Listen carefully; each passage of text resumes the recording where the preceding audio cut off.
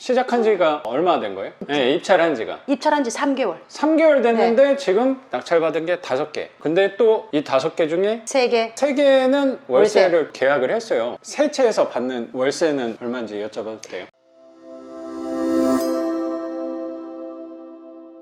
굉장히 저한테 욕을 많이 하셨었거든요. 아, 쌍욕을요? 그렇죠. 아니 나는 한 번 갔을 때 2개 붙여놓은 건데 나한테 욕을 이렇게 하시는 걸 보고 아 내가 이 상황에서 굳이 말로 이겨봤자 내가 뭐 하나라는 생각을 많이 한 것 같아요. 맞아요. 이득을 챙기면서 움직이는 사람인가라는 생각도 되게 들었는데 그냥 그 안에서 내가 취할 부분은 이 명도에 관해서만 취하면 되지 네. 굳이 이분의 기분까지 내가 더 안 좋게 네. 상황에 만들 필요 있을까 생각을 많이 했던 것 같아요. 네네네, 저도 그랬어요. 그거 역시 미움받을 용기에서 저도 배우게 된 그 아들러 심리학의 과제 분리에서 네. 저도 좀 배우게 된 부분인 것 같아요. 네. 근데 선생님도 그 부분을 정확히 분리해서 네. 내 개인적인 감정과 어쩌면 네. 공적인 감정을 분리를 잘 하셨다는 생각이 들어요. 네, 네. 선생님 누구보다 또 잘하는 게 잊어버리는 것도 저는 잘 하신다고 생각해요. 네. 바로 까먹고 여기에 또 집중을 고민할 거 우리 많은데 그걸 굳이 내 마음에 쌓아두고서 상처로 가질 필요는 없죠. 그리고 다음 네. 미팅도 있었고. 그렇죠. 포함도 축도. 바로 예, 가셔야 예, 되는 예. 거니까 낙찰을 최근에 여러 개 받으셔서 바쁘게 움직이는 게 도움이 됐다는 생각이 좀 드네요. 네. 이게 좋은 일 때문에 만나는 건 아니다 보니까 네, 네. 그런 거친 일들도 어쩔 네. 수 없이 생기는 것 같아요. 그것 때문에 감사한 것도 굉장히 많아서 제 자신과 굉장히 많이 만나기 때문에. 맞아요. 네. 생각을 굉장히 많이 하게 되죠. 네. 내가 풀어야 될 숙제이기 때문에 이건 어떤 사람도 도와줄 수 있는 부분이 자리. 아니기 때문에 맞아요. 네. 독립, 자리. 제가 네. 아무리 옆에서 선생과 학생으로 선생님을 만나긴 했는데 제가 도와드릴 수 있는 부분에서의 한계가 네. 분명히 있기 때문에 네. 선생님의 역량권 안에서 선생님이 너무나도 현명하고 지혜롭게 판단하고 결정해서 지금까지 오신 것 같다는 생각이 드네요. 다 선생님 그 인도해준 대로 따라와서. 아니 선생님이 항상 또 그렇게 말씀해 주시니까 선생님이 또 그렇게 저를 바라봐 주시니까 배우는 게 많았다고 생각이 좀 들어요. 그게 저희가 더 감사한 부분이라고 생각이 들고요. 제가 선생님 영상을 매일 만나잖아요. 매일 만나는데 모두 다 이렇게 추종을 하세요. 근데 그거를 경험해보지 않으면 그걸 몰라요. 근데 저는 다른 사람들은 모르겠어요. 제가 직접적으로 경험하고 있고 물론 그분도 저에게 도움을 주신 분이에요. 세입자분도. 왜냐하면 세상에 대해서 어떻게 바라봐야 되는지에 대해서 저에게 어떻게 행동해야 되는지에 대해서 보여주셨거든요. 어떻게 하면 내가 더 유리하게 할 수 있는가에 대해서 그런 것들을 반면교사 드릴 수 있잖아요. 그럼요. 맞아요. 그래서 그런 부분을 나는 저렇게 하지 말아야지. 네, 그런 이런 생각도 분명히 있죠. 거기다가 그런 게 제공이 되면서 내가 어느 정도의 그릇인가에 대해서 확인도 되는 거예요. 그걸 맞아요. 받아들일 수 있는 거잖아요, 제가. 맞아요. 그 화난 거를 제가 그대로 다 수용을 해주는 거예요. 그리고 제가 그냥 떠나버리면 안 되는데 저는 그거를 다 그냥 오롯이 다 받았어요. 해줄 수 있는 부분이 그거니까 속으로는 좀 뿌듯한 느낌이 있었어요. 물론 그분은 속상하시긴 해요. 그렇지만 네네. 내가 이런 부분에 좀 성장을 했구나. 결매가 많은 것들을 발견하게 해주는, 기대하지 않았기 때문에 더 많은 기대거리가 있는.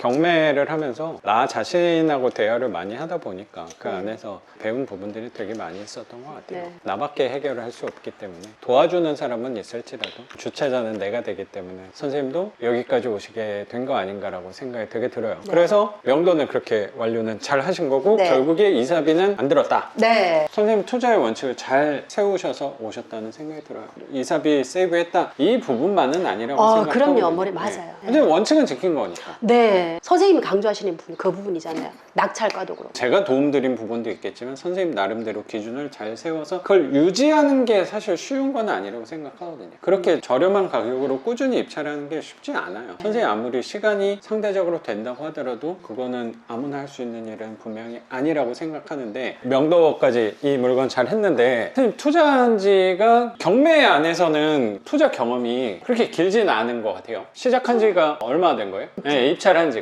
입찰한 지 3개월. 3개월 됐는데 지금 낙찰받은 게 5개. 근데 또 이 5개 중에 3개. 3개는 월세를 계약을 했어요. 3개월 만에 5개를 받았고 3개에서 지금 월세를 받고 있는 거고 네. 계약을 벌써 했고 2개는 네. 요거 포함해서 네. 명도 하고 있는 요것도 건데 계약할 사람이 있는데 선생님이 나중에 제대로 수리하고 할 건 거고 네, 그렇죠? 네. 세 채에서 받는 월세는 얼마인지 여쭤봐도 돼요? 세 채에서 받는 거는 160만 원. 160 거기서 이자를 빼면 이자와 그 원금까지. 그렇죠. 원금까지 저는 빼면? 이자와 원금까지 다 해가지고 다 빼고 거의 그래요? 100만 원 가까이 돼요. 순이익이 와 엄청나죠. 그러면 3개월에 100만 원 이상 한 150만 원 돈은 금방 되겠다.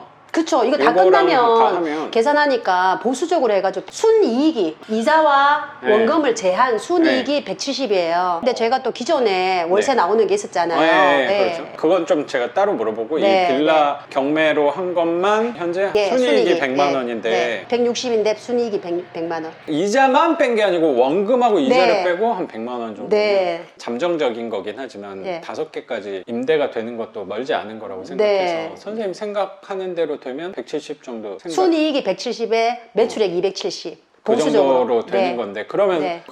투자금이 좀 많이 든 거 아닌가라는 생각도 좀 들거든요. 아, 거기에 이주 때문에 투자 금액이 조금 더 늘긴 그렇죠. 했는데. 이 집이 수리비가 한 가장 1,000만 원 많이 이상 드니까 시동도 12.4%. 요 집이 그 집이군요. 네. 그래서 모든 악재가 여기 다 녹아 있는 집이에요. 1억 이하인데 네. 개별 구역이면 네네, 기존에 그렇죠. 1억 이상짜리 규제 지역이나 1억 이상짜리 집이 세 채 이상이면 네. 네 채째는 12.4%를 내야 되는 거예요. 등기 당일날 연락이 왔어요. 시청에서. 시청에서. 당연히 1%니까 50만 원 돈이면 되겠구나. 네, 라고 그랬는데 했는데 610몇만 원이 나온 거예요. 그래도 다행이다, 선생님. 그쵸. 왜 다행이냐면 한 1억 선짜리였으면 좀 부담스러울 수도 그러니까 있는 제가 그 건데. 생각했다니까요. 덩치가 그래도 작은 거가 개발구역으로 잡혀가지고 네. 취득세 많이 내서 불편하다는 생각도 했는데 어쩌면 우리니까 이런 부분을 피해서 하는 거지 보통은 이런 데를 더 공략하는 그럴 거라고 수도 생각이 있죠. 들어서 네. 그럼 여기 향후에 개발이 될 수도 있는 지역이죠. 안 되어도 그만, 되어도 좋고 안 되어도, 왜냐면 여기에 사용 가치가 있잖아요. 이 사용 가치를 생각하면 얘는 계속 일을 할 텐데 뭐요. 제 투자금으로 은행에서 차용해준 레버리지로 계속 돈이 일을 하잖아요. 근데 저는 이걸 뭐라고 부르냐면 월세 연금이라 그러거든요. 그 단어 좋네요. 네, 저는 월세 연금이라 그래요. 월세 연금을 한 일찍 100... 받는 거죠, 다른 사람보다. 네. 그리고 이거는 나라에서 주는 게 아니고 내가 만들어서 그렇죠. 내가 하는 만큼 만들 수 있는 부분이니까. 그럼요. 그러면 170 만드는데 얼마가 들었나라는 궁금함도 생길 수 있다고 생각이 좀 들었어요. 5천에서 5,500 사이 되겠네요. 5천만 원 들여서 순수익을 170 갖고 오면은 말이 안 되는데 사실. 그러면 한 40%인데요? 수익률?